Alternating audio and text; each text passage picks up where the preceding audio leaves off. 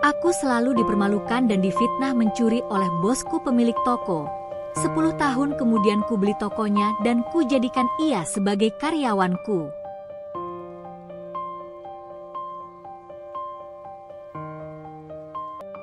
Aku, Dewi, seorang gadis 18 tahun yang baru saja lulus SMA, berasal dari keluarga miskin yang tinggal di pinggiran desa kecil.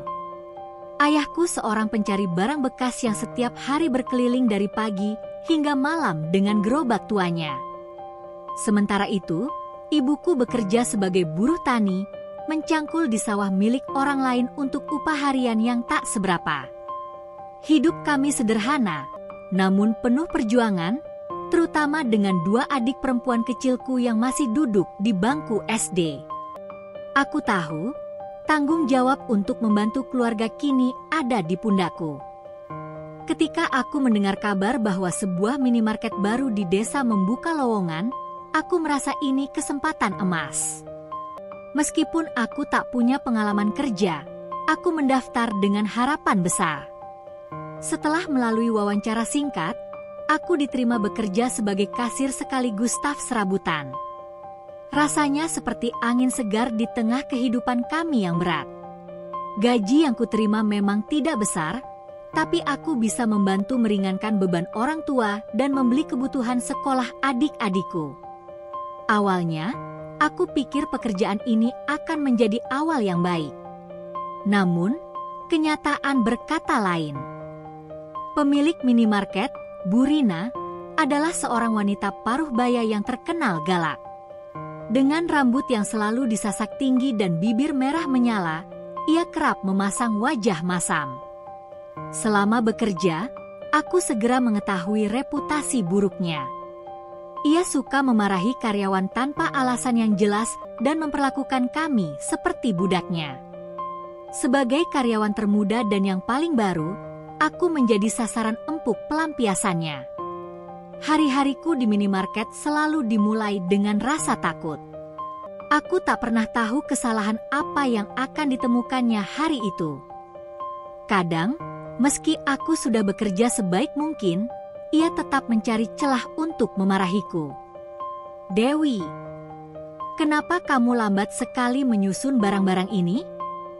Kalau begini terus, pelanggan bisa lari," dibentaknya suatu pagi ketika aku sedang menata rak makanan ringan.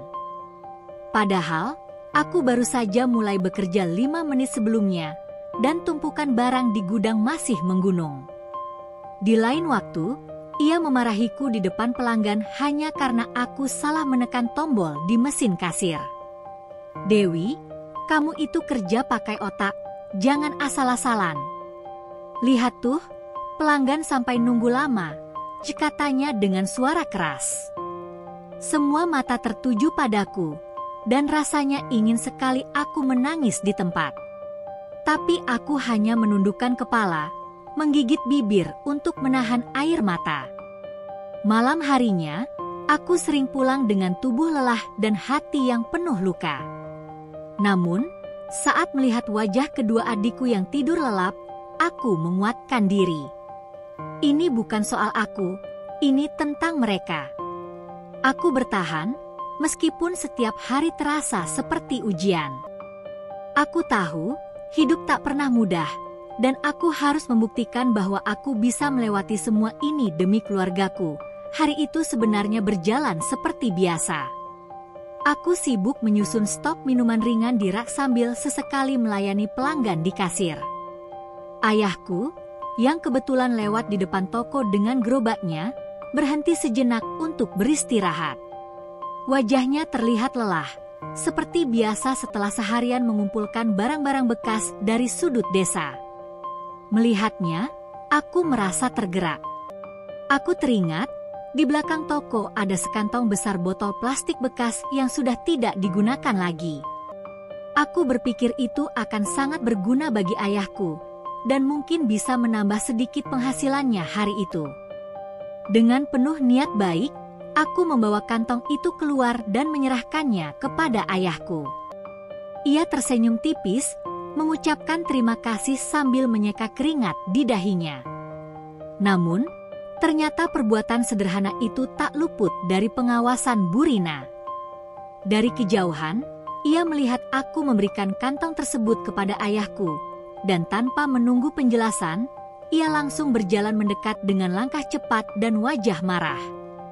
"Dewi, apa yang kamu lakukan?" teriaknya di depan semua orang.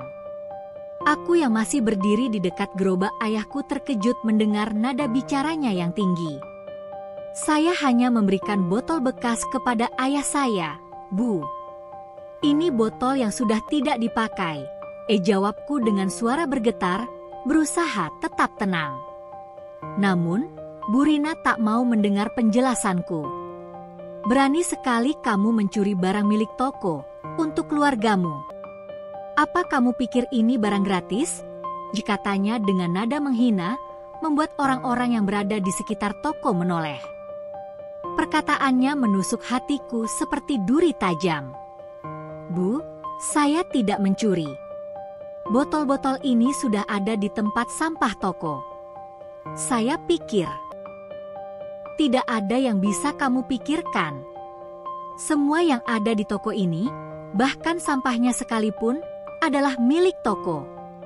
Dan kamu tidak punya hak untuk mengambilnya tanpa izin," dipotongnya dengan nada keras, bahkan sebelum aku selesai bicara. Ayahku, yang berdiri di sebelahku dengan wajah tertunduk, mencoba mengatakan sesuatu. Namun, Burina mengangkat tangannya, seolah memintanya diam. "Saya tidak peduli siapa Anda, tapi anak Anda ini sudah mencemarkan nama baik toko saya," katanya, menatap ayahku dengan tatapan penuh penghinaan. Aku merasa dadaku sesak melihat ayahku dipermalukan seperti itu. "Bu, tolong dengarkan saya. Ayah saya tidak salah. Ini semua hanya salah paham," kataku lagi, memohon dengan air mata yang mulai menggenang di pelupuk mataku. Namun, Burina sama sekali tidak peduli. "Tidak ada maaf untuk pencuri. Kamu sudah tidak pantas bekerja di sini. Mulai sekarang, kamu dipecat," katanya lantang. Suasana di sekitar minimarket menjadi hening. Pelanggan dan karyawan lainnya menatap dengan rasa iba, tetapi tak ada satupun yang berani membela. Ayahku hanya diam, memegang erat pegangan gerobaknya. Aku tahu ia merasa sangat terluka, tetapi ia menahan diri untuk tidak membuat keributan lebih jauh. Dengan hati hancur, aku menggenggam tangan ayahku dan berjalan pergi tanpa berkata apa-apa lagi. Air mataku akhirnya tumpah begitu aku keluar dari toko. Aku tidak hanya kehilangan pekerjaan, tetapi juga harus menanggung rasa malu yang tak terlupakan. Ayahku, yang selama ini menjadi sumber kekuatanku, terlihat begitu rapuh hari itu. Kami pulang dengan perasaan terhina. Namun di dalam hatiku, aku bersumpah akan membuktikan kepada Burina dan dunia bahwa aku bukan pencuri. Ketika aku dan ayah tiba di rumah, suasana terasa lebih berat dari biasanya. Ibu yang melihat wajah kami langsung tahu ada sesuatu yang tidak beres. Ia mendekat dengan ekspresi khawatir, bertanya apa yang terjadi. Namun, aku terlalu lelah untuk menjawab. Dengan tubuh yang gemetar dan air mata yang tak kunjung berhenti, aku hanya berlari ke kamar dan mengunci pintu. Di dalam kamar kecil itu, aku terduduk di lantai dengan wajah terkubur di antara kedua lututku. Air mataku mengalir tanpa henti. Kata-kata Burina terus terngiang di telingaku, pencuri. Bahkan sekarang, aku masih bisa merasakan tatapan sinisnya. Tatapan yang membuatku merasa seperti manusia paling rendah di dunia. Namun, di antara rasa sakit dan malu yang melingkupi, ada sesuatu yang mulai bangkit di dalam diriku. Perasaan marah yang bercampur dengan keinginan untuk membuktikan bahwa aku bukan seperti yang mereka pikirkan. Aku memandang tangan-tanganku yang gemetar dan bersumpah dalam hati, aku tidak akan membiarkan ini menjadi akhirku. Malam itu, aku duduk di sudut kamar dengan cahaya remang dari lampu kecil di meja. Aku menatap foto keluarga kami yang sudah mulai kusam. Ayah, ibu, aku, dan kedua adik perempuanku. Wajah mereka mengingatkanku bahwa aku tidak bisa menyerah. Mereka adalah alasanku bertahan, alasanku untuk terus berjuang, tidak peduli seberapa sulit jalan yang harus kulalui. Aku harus bangkit. Aku harus keluar dari lingkaran ini, bisiku pada diri sendiri. Keesokan harinya, aku berbicara dengan ayah dan ibu di meja makan kecil kami. Wajah ayah masih terlihat letih, sementara ibu tampak khawatir dengan kondisiku. Tapi aku tahu ini bukan saatnya untuk terlihat lemah.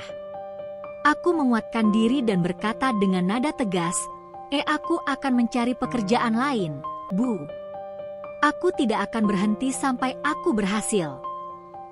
Ibu menatapku dengan ragu, tetapi juga dengan sedikit harapan. Dewi, kamu tahu itu tidak mudah. Orang-orang di desa sudah mendengar cerita dari Bu Rina. Mereka akan berpikir buruk tentangmu, katanya pelan. Aku mengangguk, sadar bahwa reputasiku mungkin telah hancur di desa kecil ini. Tapi aku tidak peduli. Biarkan mereka berpikir apa yang mereka mau, Bu. Aku tahu aku tidak bersalah. Dan aku akan buktikan itu.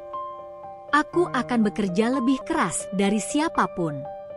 Suatu hari nanti, aku akan membuat kalian bangga. Kata-kataku membuat ayah dan ibu terdiam. Aku bisa melihat air mata menggenang di mata ibu, sementara ayah mengangguk pelan. Kami percaya padamu, Nak, katanya lirih. Tapi ingat, jangan biarkan amarahmu menguasaimu. Lakukan ini dengan hati yang bersih. Sejak hari itu, aku mulai menyusun rencana kecilku. Aku mendatangi setiap toko di desa, menawarkan diri untuk bekerja, meski hanya menjadi pembantu. Namun, seperti yang sudah diduga, banyak yang menolak dengan alasan mereka tidak membutuhkan karyawan baru. Aku tahu itu hanya alasan halus. Gosip tentang kejadian di minimarket pasti sudah menyebar luas. Namun, penolakan demi penolakan tidak membuatku menyerah. Aku mulai mencari peluang di luar desa, berjalan kaki berjam-jam ke kota terdekat. Aku mengumpulkan keberanian untuk melamar pekerjaan di restoran, toko, bahkan pabrik kecil. Hingga akhirnya, setelah beberapa minggu yang penuh perjuangan, sebuah toko kelontong di kota kecil itu memberiku kesempatan.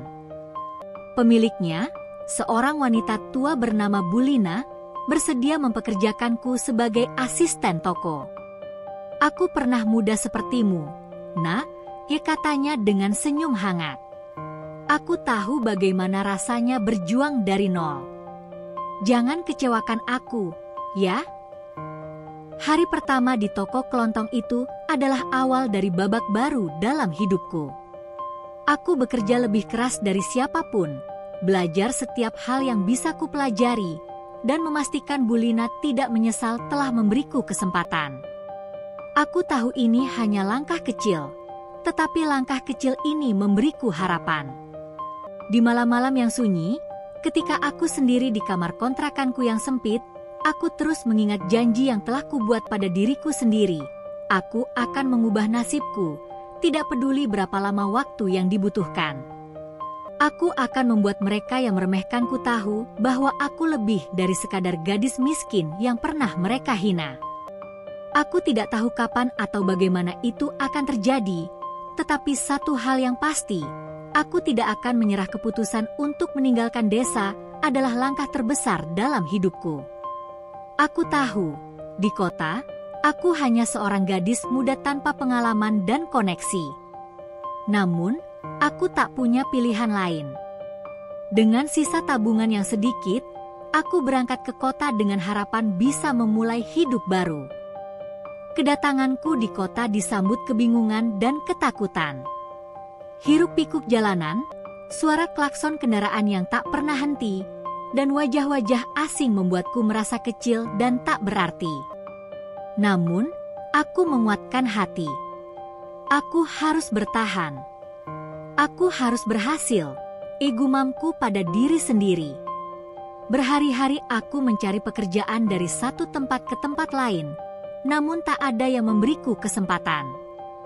Gajiku dari minimarket dulu memang sudah habis untuk biaya perjalanan dan kebutuhan dasar. Perutku sering keroncongan, dan tidurku di tempat kos kecil selalu terganggu oleh suara bising kota. Tapi aku menolak menyerah. Suatu sore, ketika aku duduk di depan pasar, seorang pemilik warung kecil bernama Pak Rashid menawarkan pekerjaan. "Kamu mau kerja, Dek?" tanyanya sambil menatapku dengan ramah. Aku yang hampir putus asa langsung mengangguk. "Mau, Pak? Apa saja yang bisa saya kerjakan?" Aku mulai bekerja di warung Pak Rashid sebagai pelayan. Tugasnya sederhana, membersihkan meja, mencatat pesanan, dan mencuci piring. Gajinya kecil, tapi cukup untuk bertahan hidup. Pak Rashid dan istrinya, Bu Rini, adalah orang baik. Mereka tahu aku masih muda dan sedang berjuang, jadi mereka sering memberiku nasihat. "Kota ini keras, Dewi," ya kata Bu Rini suatu hari. "Tapi kalau kamu mau belajar dan kerja keras, rezeki itu pasti ada." Kata-kata Bu Rini menjadi penyemangatku.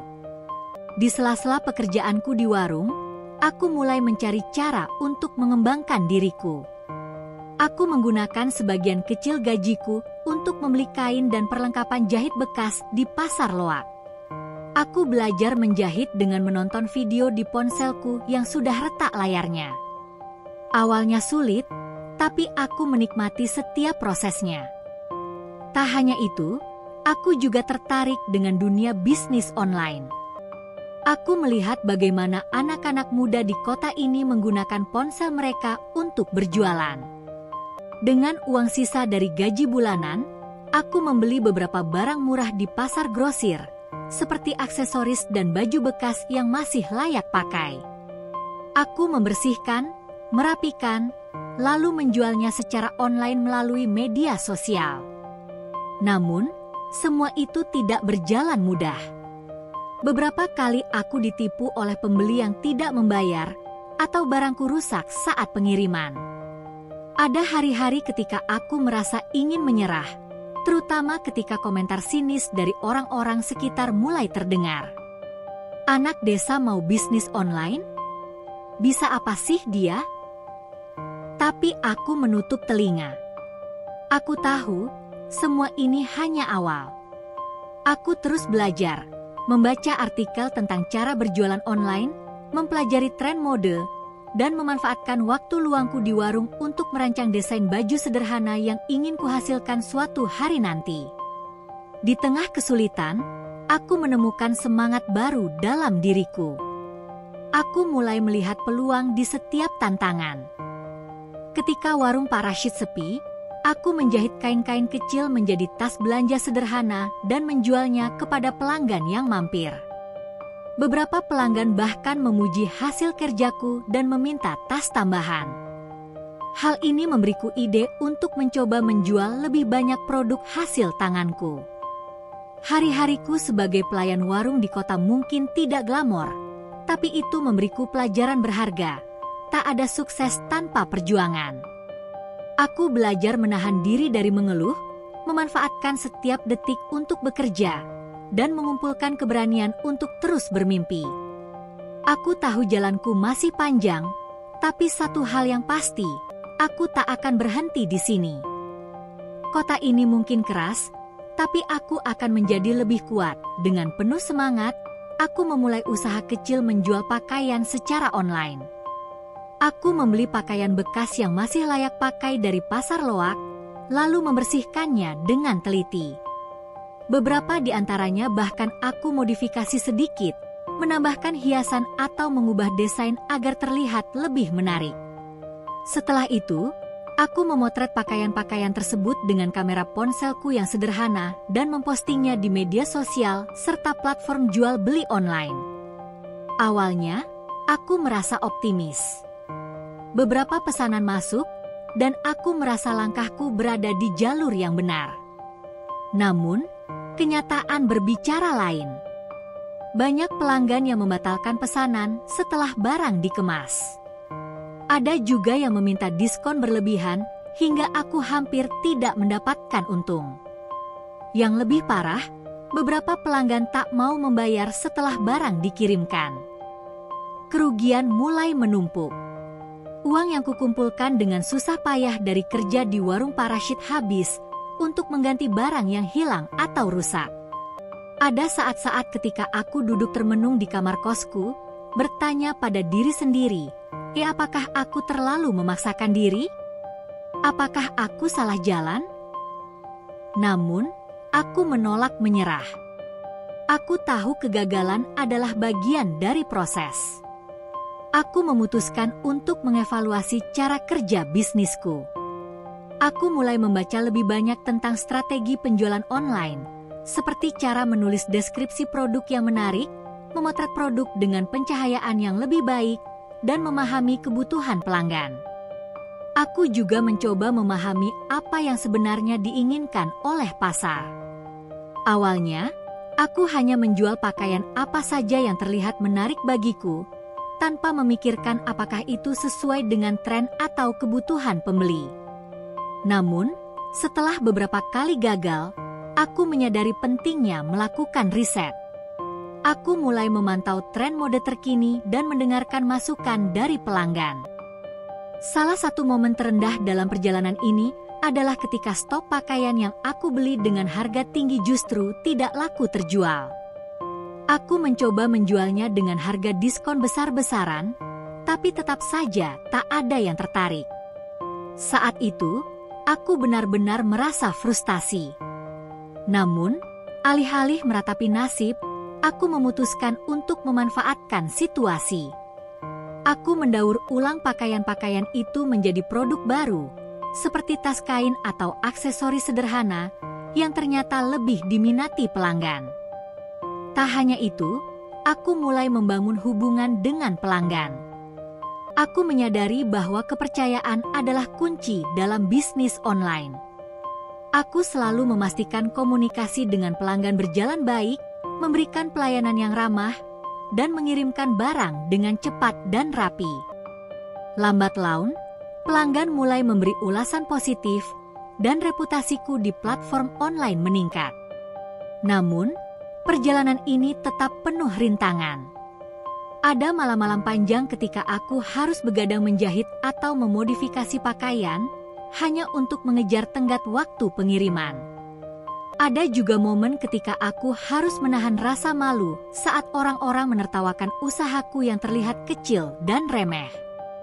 Bisnis pakaian bekas? Apa bisa sukses? Kata salah satu tetanggaku di desa saat aku pulang sesekali. Tapi aku tahu, ini bukan tentang apa yang mereka pikirkan. Ini tentang keyakinanku pada diriku sendiri. Pelajaran terbesar yang kudapat dari masa-masa sulit ini adalah bahwa kegagalan bukanlah akhir, melainkan awal untuk mencoba lagi dengan cara yang lebih baik. Aku mulai mencatat setiap kesalahan yang pernah aku lakukan, dari memilih produk yang salah hingga cara melayani pelanggan. Dari sana, aku terus belajar dan tumbuh. Perlahan, aku mulai melihat hasil dari kerja keras dan ketekunanku. Pesanan mulai meningkat, dan aku mendapatkan pelanggan tetap yang puas dengan pelayanan serta produknya. Dari keuntungan kecil yang kudapat, aku menabung sedikit demi sedikit untuk membeli stok baru yang lebih berkualitas. Meskipun perjalanan ini penuh tantangan, aku merasa bahwa setiap jatuh bangun adalah bagian dari cerita yang membentuk diriku. Aku bukan lagi Dewi yang dulu, seorang gadis desa yang takut pada kegagalan. Kini aku tahu, keberanian untuk bangkit setelah jatuh adalah kekuatan terbesar yang kumiliki suatu hari. Di sebuah bazar kecil tempat aku menjual pakaian dan aksesori hasil modifikasiku, aku bertemu dengan seorang wanita bernama Bu Ratna. Ia adalah sosok yang berbeda dari kebanyakan orang yang pernah kutemui. Penampilannya sederhana, tapi auranya memancarkan kepercayaan diri dan kebijaksanaan. Aku tidak tahu siapa dia pada awalnya, tapi pertemuan itu menjadi titik balik dalam hidupku. Bu Ratna tertarik pada salah satu tas kain yang aku buat dari pakaian bekas yang tak laku terjual. Sambil memeriksa tas itu, ia bertanya tentang proses pembuatannya. Aku menjelaskan dengan antusias bagaimana aku menciptakan produk itu dari barang yang semula dianggap tidak bernilai. Ia mendengarkan dengan penuh perhatian, lalu berkata, "Jika kamu punya potensi besar, Nak. Tapi, usaha seperti ini perlu dikelola dengan lebih strategis." Aku bingung sekaligus penasaran. "Maksud ibu?" Tanyaku. Ia tersenyum. "Produkmu menarik, tapi kamu harus tahu cara memasarkannya dengan benar, memahami tren, dan mengelola keuangan. Semua itu penting untuk membuat bisnismu berkembang." Dari perbincangan itu, aku tahu bahwa Bu Ratna adalah seorang pengusaha sukses di bidang fashion. Ia memiliki beberapa butik di kota, dan produk-produknya terkenal berkualitas. Namun, yang membuatku kagum adalah kerendahan hatinya. Ia tidak berbicara dengan nada merendahkan, melainkan memberi semangat dan saran yang membangun. Melihat semangatku, Bu Ratna menawarkan bantuan. "Kalau kamu mau, aku bisa membimbingmu. Tapi kamu harus berkomitmen. Bisnis itu bukan hanya soal keberanian, tapi juga kesabaran dan kerja keras." Aku hampir tak percaya mendengar tawarannya. Tanpa ragu, aku langsung menerima. Sejak saat itu, hidupku berubah. Bu Ratna mengajarkanku banyak hal yang tidak pernah aku pikirkan sebelumnya. Ia mengajarkan bagaimana cara menentukan harga yang adil, menghitung margin keuntungan, dan pentingnya mengelola keuangan dengan baik. Ia juga mengajarkan cara membaca tren pasar dan memanfaatkan media sosial untuk memperluas jangkauan penjualan. Namun, bimbingan Bu Ratna tidak hanya soal teknis bisnis. Ia juga memberiku pelajaran tentang sikap dan mentalitas. "Dewi, jangan pernah takut gagal. Kegagalan itu bagian dari proses belajar. Yang penting adalah bagaimana kamu bangkit setelahnya, jika tanya suatu kali." Di bawah bimbingannya, aku mulai menerapkan perubahan besar pada usahaku. Aku memperbaiki cara memotret produk, membuat deskripsi yang lebih menarik, dan bahkan mencoba membuat akun media sosial khusus untuk usahaku. Aku juga mulai mencari bahan baku dengan kualitas lebih baik, meskipun harganya sedikit lebih mahal. Bu Ratna mengajarkanku bahwa kualitas adalah investasi jangka panjang yang akan membangun kepercayaan pelanggan. Ia juga membantuku menemukan pemasok yang lebih murah dan terpercaya. Aku ingat saat pertama kali ia membawaku ke pasar grosir besar di kota, tempat para pedagang mendapatkan bahan dengan harga yang jauh lebih rendah. "Pilih dengan cermat," katanya sambil menunjuk tumpukan kain. "Jangan hanya tergiur harga murah. Lihat kualitasnya." Di waktu lain, ia mengajakku menghadiri seminar bisnis. Awalnya, aku merasa canggung berada di antara para pengusaha sukses, tapi Bu Ratna selalu menyemangatiku. Ia berkata, jangan pernah merasa rendah diri. Semua orang di sini pernah memulai dari nol, sama seperti kamu." Dukungan Bu Ratna membuatku merasa lebih percaya diri. Perlahan tapi pasti, usahaku mulai menunjukkan hasil. Penjualanku meningkat, dan aku mulai mendapatkan pelanggan tetap yang mempercayai kualitas produknya. Setiap kali aku ragu atau menghadapi kesulitan, Bu Ratna selalu ada untuk memberi nasihat. Pertemuan dengan Bu Ratna adalah anugerah terbesar dalam perjalananku. Ia bukan hanya seorang mentor, tapi juga sosok yang menginspirasiku untuk menjadi lebih baik, bukan hanya dalam bisnis, tetapi juga dalam hidup. Berkat kerja keras, ketekunan, dan bimbingan dari Bu Ratna, perlahan usahaku mulai berkembang. Awalnya, aku hanya menjual produk secara online dari kamar kos kecilku. Namun, dengan meningkatnya jumlah pelanggan dan permintaan, aku memberanikan diri untuk membuka butik kecil di salah satu sudut kota. Butikku sederhana, tapi aku memastikan tampilannya menarik dan nyaman bagi pelanggan. Aku menghias etalase dengan hasil kreasiku, pakaian, tas kain, dan aksesori unik yang menjadi ciri khas usahaku. Dengan dukungan Bu Ratna, aku berhasil menemukan pemasok yang menyediakan bahan berkualitas tinggi dengan harga terjangkau. Hari pembukaan butikku menjadi momen yang tak terlupakan.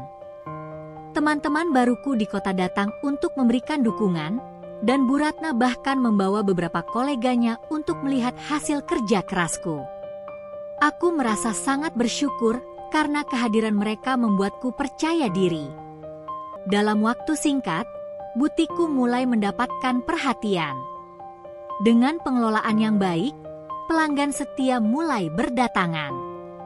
Aku memanfaatkan media sosial untuk mempromosikan produk, membuat konten kreatif, dan berinteraksi dengan pelanggan.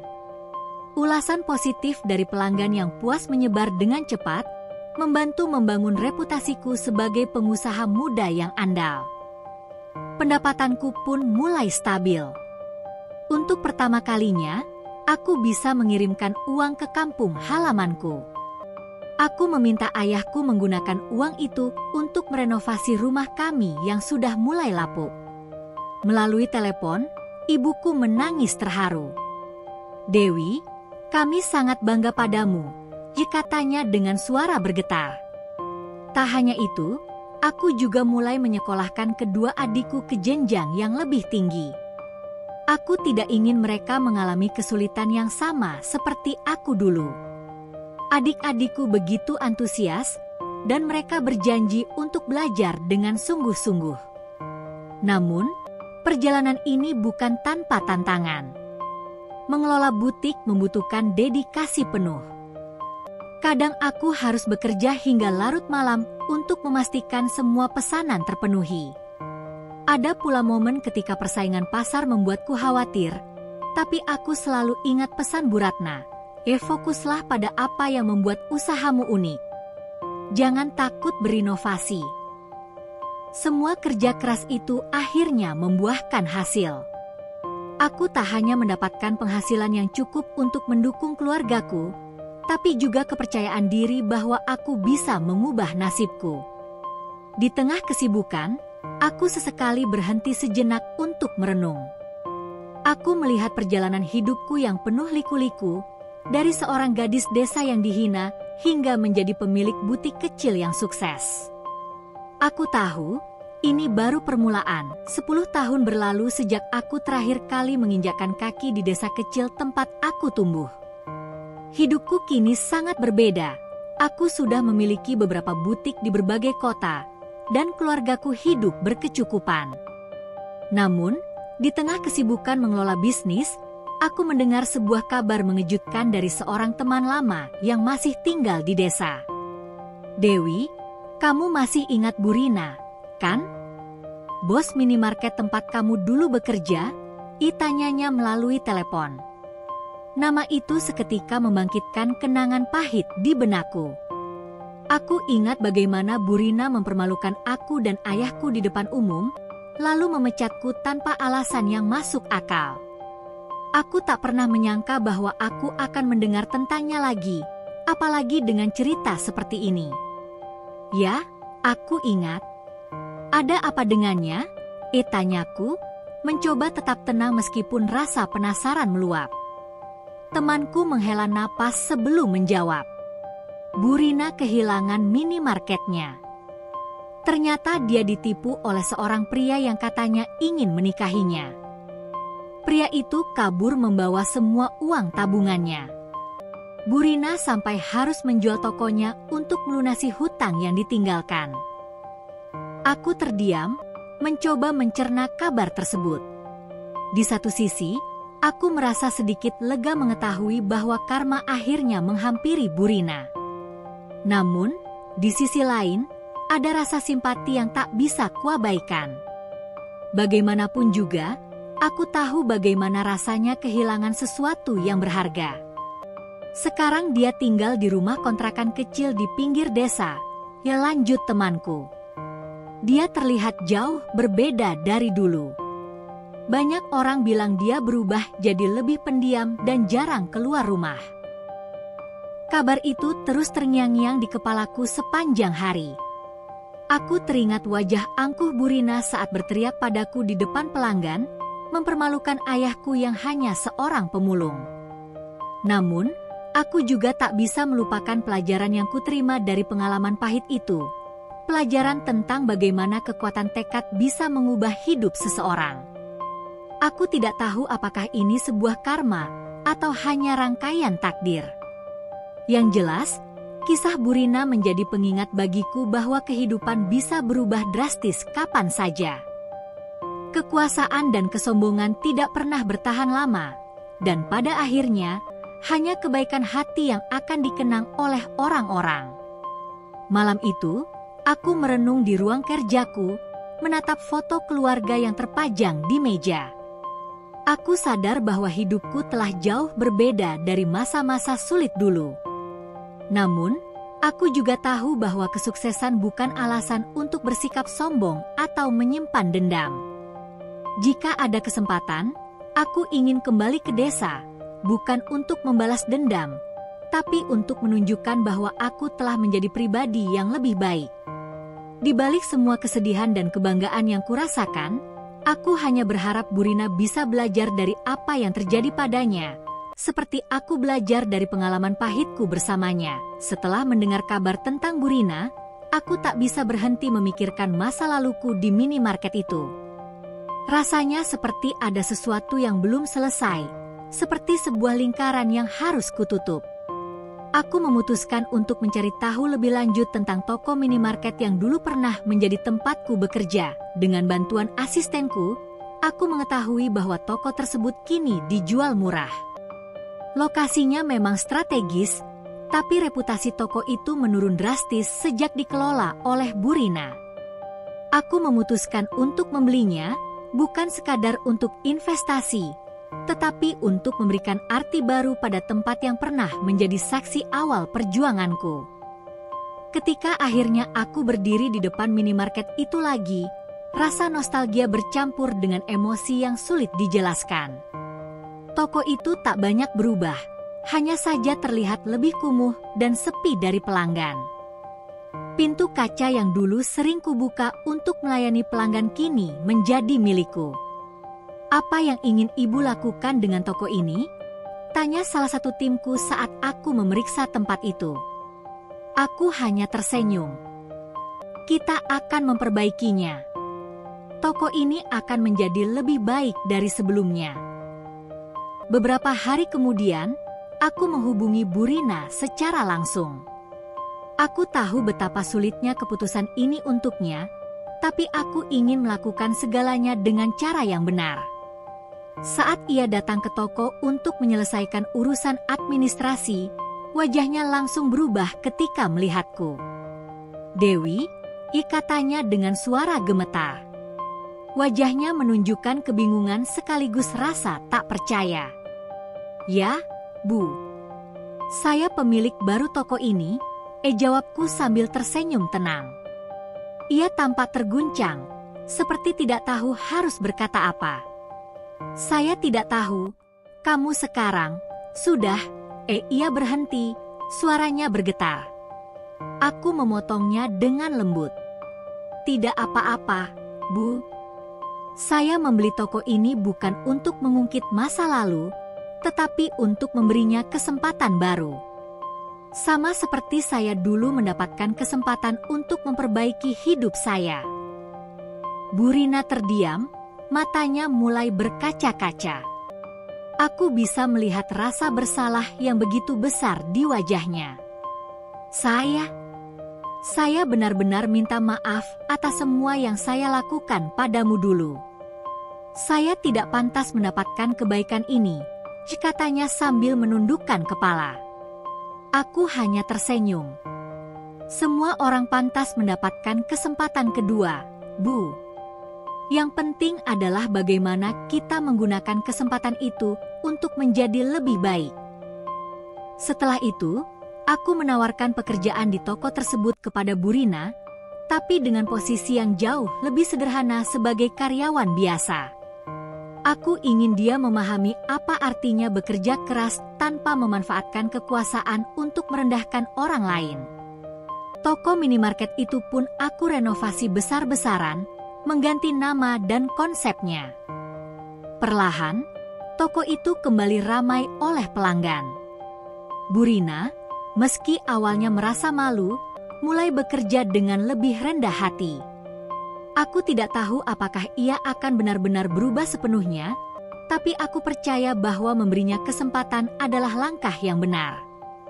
Bagiku, membeli toko itu bukan soal balas dendam.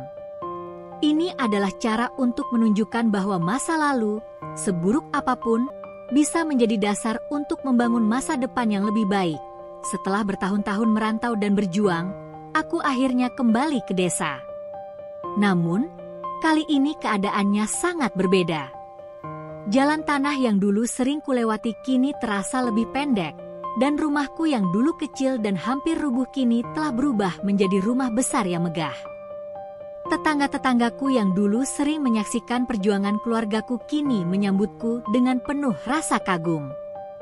Mereka berkumpul di depan rumah untuk menyambut kepulanganku. "Dewi, ini benar-benar kamu?" tanya salah seorang tetangga yang masih mengingatku sebagai gadis kecil yang suka membantu ibuku di ladang. Aku hanya tersenyum, lalu memeluknya. "Iya, Bu. Saya pulang." Orang tuaku berdiri di depan rumah, wajah mereka penuh haru dan bangga. Ibuku menangis saat memelukku erat, sementara ayahku, meski berusaha terlihat tegar, tak bisa menyembunyikan air mata yang jatuh di pipinya. "Lihatlah apa yang telah kamu capai, Nak. Kami tidak pernah membayangkan hidup kita akan berubah seperti ini," kata ayahku dengan suara bergetar. Adik-adikku yang dulu kecil kini telah menjadi orang dewasa yang mandiri dan berpendidikan. Mereka masing-masing telah meraih gelar sarjana, sesuatu yang dulu hanya bisa menjadi mimpi dalam keluarga kami. Saat malam tiba, tetangga-tetanggaku berkumpul di rumah. Mereka memintaku untuk berbagi kisah perjuanganku.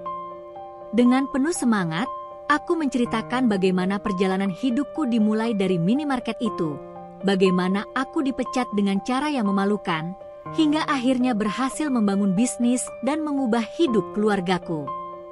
Aku ingin kalian semua tahu bahwa meskipun hidup terasa sulit, jangan pernah berhenti berusaha. Jangan pernah merasa rendah diri hanya karena berasal dari keluarga miskin. Yang penting adalah kita punya semangat untuk terus maju, kataku di akhir cerita. Salah seorang tetangga yang lebih tua menatapku sambil tersenyum. "Dewi, kamu tidak hanya membawa kebanggaan untuk keluargamu, tapi juga untuk desa ini. Kamu adalah bukti bahwa siapapun bisa berhasil jika berusaha keras." Malam itu, di bawah langit berbintang, aku merasa benar-benar damai. Kembali ke desa, bukan hanya dengan kesuksesan, tetapi juga dengan membawa harapan bagi orang-orang di sekitarku, adalah hal yang jauh lebih berarti daripada sekadar pencapaian pribadi. Setelah toko minimarket itu resmi dibuka kembali, aku mulai mencari karyawan baru. Aku ingin menciptakan lingkungan kerja yang lebih manusiawi, di mana setiap orang merasa dihargai. Di antara para pelamar, ada satu wajah yang membuatku terkejut, Bu Rina. Ia datang mengenakan pakaian sederhana, wajahnya terlihat jauh lebih tua dari terakhir kali aku melihatnya. Bekas-bekas tekanan hidup tampak jelas di raut wajahnya. Namun, ia membawa lamaran dengan tangan bergetar, memohon kesempatan untuk bekerja. "Bu, terima kasih sudah datang. Silakan ceritakan sedikit tentang pengalaman kerja Ibu," kataku, menahan senyum agar ia tak mengenaliku. Saya pernah mengelola minimarket, tapi sekarang keadaan saya berbeda, katanya dengan nada rendah. Saya bersedia bekerja keras, apapun yang ibu butuhkan. Aku menerima lamarannya tanpa mengungkapkan identitasku.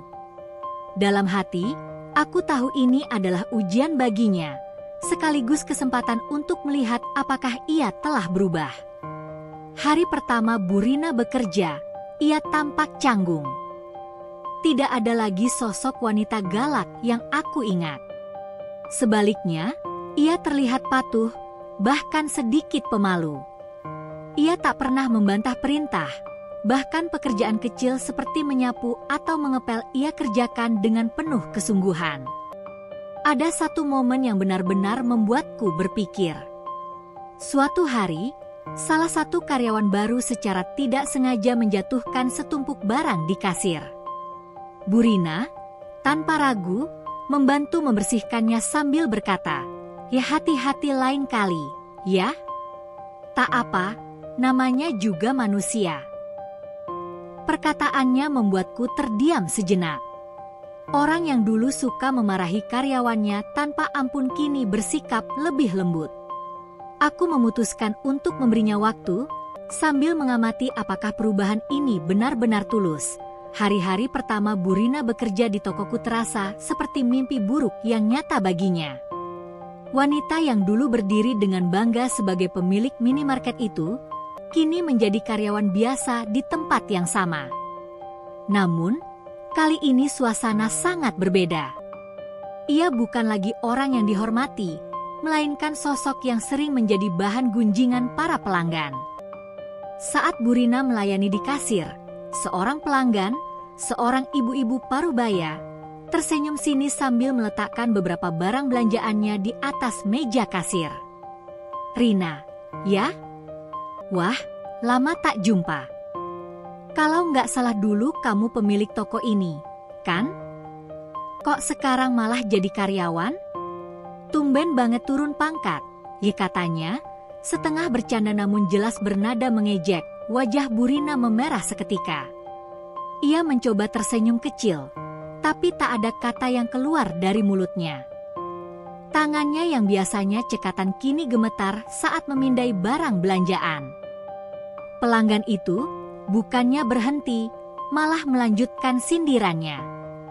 "Dulu sombong sekali, ya? Ingat nggak, waktu aku minta barang diskon, kamu bilang, toko saya nggak untuk orang murahan. Sekarang lihatlah, kamu sendiri kerja di sini. Oh, betapa dunia berputar, ya?" Bu Rina terdiam. Sindiran itu bagai pisau yang menusuk harga dirinya. Pelanggan lain yang antri di belakang mulai bergumam, ada yang tertawa kecil, ada juga yang hanya diam memperhatikan. Namun, itu belum seberapa. Pada hari yang lain, seorang bapak tua yang ternyata pernah dihina oleh Bu Rina saat membeli roti kadaluarsa di toko itu bertahun-tahun lalu, muncul di depan kasir. Ia menatap Bu Rina dengan tajam dan berkata, sekarang giliran kamu merasakan bagaimana rasanya dihina, ya? Dulu kamu bilang aku harus belajar berhitung karena aku nggak punya uang untuk beli makanan bagus. Sekarang, masih ingat aku?" Wajah Bu Rina benar-benar pucat. Tangannya yang memegang scanner barang berhenti di udara. Ia ingin membela diri, tapi lidahnya keluh. Kenangan masa lalunya sendiri yang kini menghantuinya. Aku menyaksikan semuanya dari sudut ruangan. Sebagai pemilik toko, aku memiliki akses untuk memantau semua aktivitas melalui kamera CCTV di ruang kerjaku. Namun hari itu, aku sengaja berdiri di rak belakang, memperhatikan interaksi yang terjadi di kasir. Hatiku dipenuhi campuran emosi yang rumit. Ada sedikit rasa puas, tapi juga perasaan iba. Aku ingat betul bagaimana dulu Bu Rina memperlakukanku dengan cara yang sama seperti ia diperlakukan sekarang. Perbedaannya, saat itu aku hanyalah gadis miskin yang tak bisa melawan. Kini, ia berada di posisi itu, dan semua perkataannya di masa lalu kini kembali padanya seperti bayangan yang tak bisa dihindari. Hari-hari berikutnya tidak jauh berbeda. Pelanggan terus membicarakan tentang bagaimana kekuasaan Ibu Rina telah hilang. Mereka melontarkan komentar pedas setiap kali melihatnya di kasir atau di area toko. Beberapa pelanggan bahkan sengaja memesan barang yang sulit hanya untuk melihat Bu Rina kebingungan mencarinya di rak. "Kok lama sih?" katanya dulu pemilik toko. "Masa nggak tahu di mana letak barang-barang ini?" Isindir seorang pria sambil tertawa kecil. Bu Rina, yang dulu selalu bicara dengan nada tinggi dan penuh percaya diri, kini hanya bisa menundukkan kepala sambil berkata pelan, "Maaf, Pak, saya akan mencarikan." Bahkan di antara karyawan, beberapa bisik-bisik mulai terdengar. Mereka tahu siapa Bu Rina dan bagaimana ia dulu memperlakukan bawahannya. Namun, aku selalu memastikan bahwa mereka tidak berlebihan dalam menyikapinya. Aku tidak ingin toko ini berubah menjadi tempat yang penuh dendam atau permusuhan. Meskipun aku memilih untuk tidak ikut campur, aku sering mendapati diriku memikirkan tentang Bu Rina di malam hari. Aku bertanya-tanya apakah ia benar-benar belajar dari semua ini atau hanya menelan semuanya dengan rasa marah yang terpendam. Ada satu sisi diriku yang ingin memberinya kesempatan untuk berubah, tapi aku juga tahu bahwa perubahan sejati hanya bisa datang dari dirinya sendiri. Suatu sore, saat toko sepi, aku melihat Bu Rina duduk di gudang dengan wajah lelah. Matanya terlihat berkaca-kaca, dan ia memegang sapu seperti berpegangan pada sesuatu yang bisa menopang dirinya. Aku tak mengatakan apa-apa, hanya berdiri diam di dekat pintu.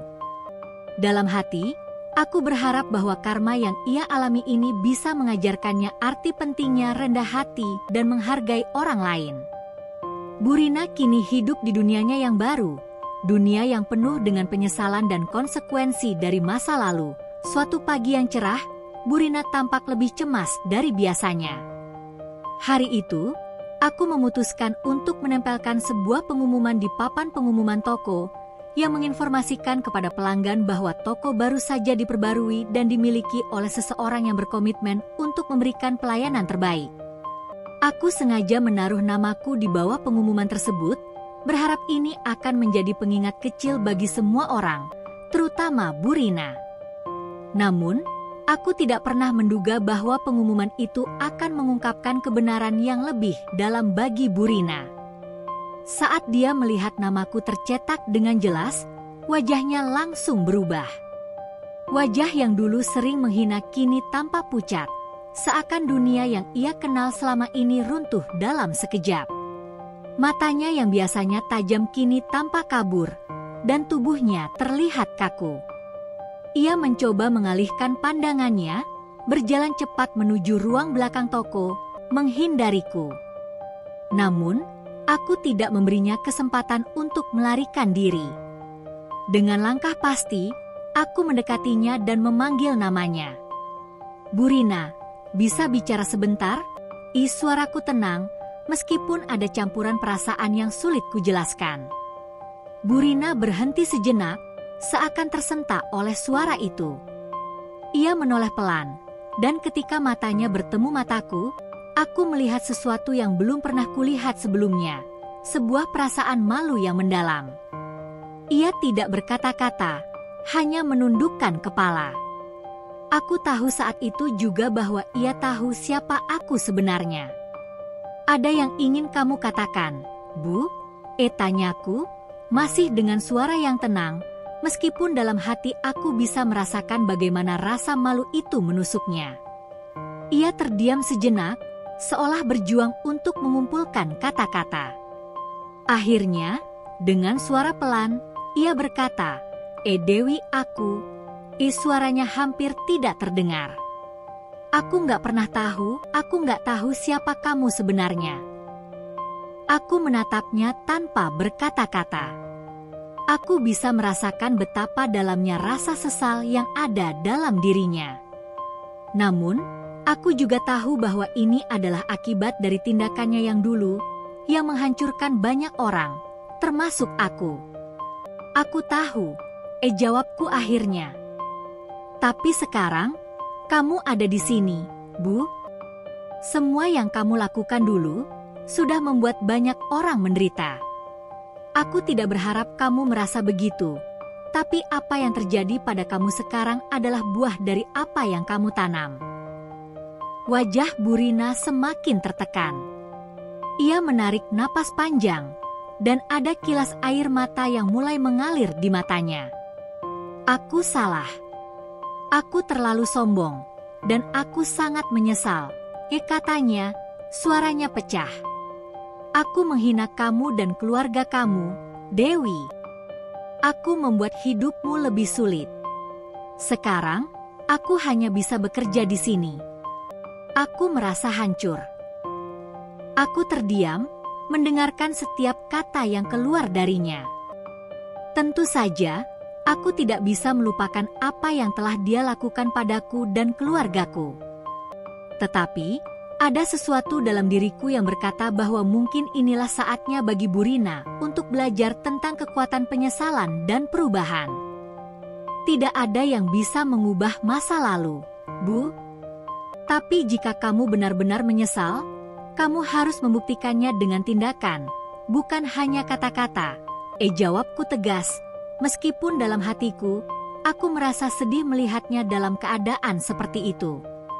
Suasana di antara kami penuh dengan ketegangan yang hampir tak terungkapkan. Aku bisa melihat bahwa Bu Rina merasa sangat terhina dengan kenyataan ini. Semua penghinaan yang dulu dilontarkan sekarang berbalik padanya. Semua keberhasilan yang dulu ia rasakan kini seolah lenyap begitu saja. Dan aku, yang dulu hanya seorang gadis muda yang dipandang rendah, kini berdiri sebagai seseorang yang lebih kuat dari sebelumnya. Aku tahu bahwa perasaan malu yang sedang ia rasakan jauh lebih dalam daripada apapun yang bisa aku lakukan.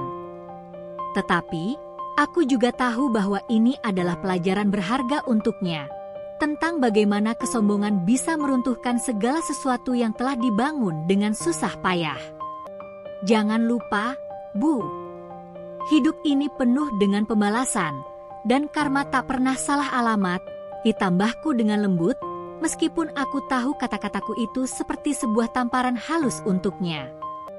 Dengan langkah berat, Bu Rina akhirnya menganggukkan kepalanya, memalingkan wajahnya, dan berjalan kembali ke belakang toko. Aku tidak tahu apakah kata-kataku benar-benar mempengaruhi hatinya, atau apakah ia akan terus hidup dalam penyesalan tanpa pernah bisa benar-benar berubah. Namun, satu hal yang pasti, hidupku kini jauh lebih baik daripada sebelumnya. Aku berhasil meraih impian yang dulu hanya bisa aku impikan hari itu. Toko minimarket yang dulunya milik Bu Rina kembali dipenuhi oleh pelanggan yang sibuk berbelanja. Namun, suasana kali ini terasa berbeda. Ada ketegangan yang terpendam di udara. Para karyawan dan pelanggan yang datang melihat perubahan besar dalam toko ini. Dari kebersihan yang lebih terjaga hingga pelayanan yang lebih ramah, semua menunjukkan transformasi yang signifikan. Namun, ada satu hal yang tak bisa dihindari, Bu Rina. Setelah bekerja beberapa bulan, ia sudah terbiasa dengan perlakuan dan sindiran dari tetangga serta pelanggan. Meski demikian, ia tetap bertahan, mencoba menanggung semua rasa malu dan penyesalan yang menghimpit dirinya. Aku memutuskan bahwa hari ini adalah waktunya untuk menghadapi segalanya. Aku mengumpulkan karyawan dan pelanggan yang sedang berbelanja, mengundang mereka untuk berkumpul di depan toko. Di tengah keramaian, aku meminta perhatian mereka. "Terima kasih sudah datang hari ini," ucapku dengan suara tegas, namun penuh ketenangan. Namun, ada satu hal yang harus saya sampaikan. Semua mata tertuju padaku, termasuk Bu Rina yang berdiri di dekat rak barang. Ia tampak cemas, namun tak bisa menghindar. Suasana yang sebelumnya ramai, tiba-tiba menjadi hening. Aku bisa merasakan ketegangan di udara. Burina, aku melanjutkan, suaraku tidak bergetar sedikit pun. Terima kasih atas semua pelajaran yang ibu berikan dulu. Tanpa perlakuan ibu, mungkin saya tidak akan berdiri di sini sekarang. Aku melihat wajah Burina memucat. Mata yang dulu penuh dengan kesombongan kini dipenuhi dengan penyesalan yang mendalam. Air mata mulai mengalir di pipinya, menetes perlahan. Wajahnya tampak hancur, seolah-olah segala kenyataan yang ia coba hindari akhirnya menimpanya. Ia menundukkan kepalanya, tak sanggup berkata-kata. Lalu, perlahan ia berjalan mendekat, suaranya hampir tak terdengar saat ia meminta maaf. Dewi, maafkan saya atas semuanya. Saya tahu saya telah membuat hidupmu begitu sulit. Saya menyesal. Semua orang yang ada di sekitar kami kini hanya terdiam, menyaksikan konfrontasi yang begitu emosional ini. Aku menatap Burina, merasakan beban penyesalannya. Namun, di dalam diriku, ada sesuatu yang lebih besar daripada sekadar rasa kasihan. Aku tersenyum, meskipun senyumku tidak sepenuhnya penuh. Karma sudah berbicara, Burina, jawabku dengan pelan namun pasti. Apa yang kamu lakukan dulu, kini kembali padamu. Itu adalah pelajaran berharga yang harus kamu hadapi. Burina terdiam, tubuhnya semakin gemetar. Air matanya semakin deras, dan dia akhirnya berlutut di depan semua orang. Maafkan saya, Dewi, saya tidak tahu betapa banyak yang saya hancurkan. Semua ini adalah akibat dari kebodohan saya. Aku hanya berdiri di sana, menyaksikan wanita yang dulu begitu sombong dan kejam kini terpuruk dalam penyesalan. Tak ada yang perlu aku katakan lebih lanjut. Dia sudah tahu apa yang harus ia pahami. Tidak ada lagi penjelasan yang perlu diberikan. Kehidupannya, karirnya, dan segala yang dia miliki kini adalah akibat dari pilihan-pilihan buruk yang ia buat di masa lalu. Semoga ini bisa menjadi awal bagi ibu untuk belajar. Ucapku perlahan, mengakhiri pertemuan itu. Aku berbalik, meninggalkan Burina yang masih terisak di hadapan semua orang. Hari itu, bagi Burina, karma benar-benar telah berbicara. Dan aku tahu, dia akan mengingatnya seumur hidup. Setelah konfrontasi yang penuh emosi itu, aku tidak mengambil keputusan untuk memecat Burina. Aku memilih untuk memberinya kesempatan untuk belajar dari kesalahan dan penyesalannya. Di dalam diriku, aku sadar bahwa hidup bukanlah tentang membalas dendam atau menyakiti orang lain yang telah menyakitimu. Sebaliknya, ini adalah tentang memberi kesempatan untuk pertumbuhan, bahkan bagi mereka yang dulu memperlakukanmu dengan buruk. Hidup memang penuh dengan putaran yang tak terduga. Semua yang kita lakukan, baik atau buruk, akan kembali kepada kita pada waktu yang tepat. Aku merasa puas, bukan karena melihat Burina tersungkur dalam penyesalan, tetapi karena aku tahu bahwa karma telah bekerja dengan cara yang sangat adil. Apa yang terjadi padanya adalah hasil dari segala perbuatan buruk yang ia lakukan di masa lalu. Kini, aku menjalani hidupku dengan lebih bahagia. Usahaku berkembang pesat, dan aku bisa memberikan kehidupan yang lebih baik untuk keluargaku. Adik-adikku kini melanjutkan pendidikan mereka dengan semangat, dan orang tuaku menikmati hasil jerih payah yang mereka perjuangkan selama ini. Keluargaku hidup dengan nyaman, dan kami tak lagi terbelenggu oleh kesulitan seperti dulu. Tentu saja, hidup ini tak selalu mudah, namun aku merasa tenang karena aku telah belajar untuk melepaskan kebencian dan dendam. Aku menyadari bahwa kedamaian batin adalah hadiah terindah yang bisa aku beri pada diriku sendiri. Aku tidak membiarkan masa laluku menghalangi masa depanku. Aku tidak membiarkan kenangan buruk tentang Burina meracuni pikiranku. Sebaliknya, Aku memilih untuk terus maju dengan hati yang lapang dan pikiran yang jernih. Kemenangan sejati bukanlah saat kita melihat orang lain terjatuh, melainkan saat kita bisa berdiri tegak tanpa melukai orang lain di sepanjang perjalanan kita. Dan itulah yang aku pelajari.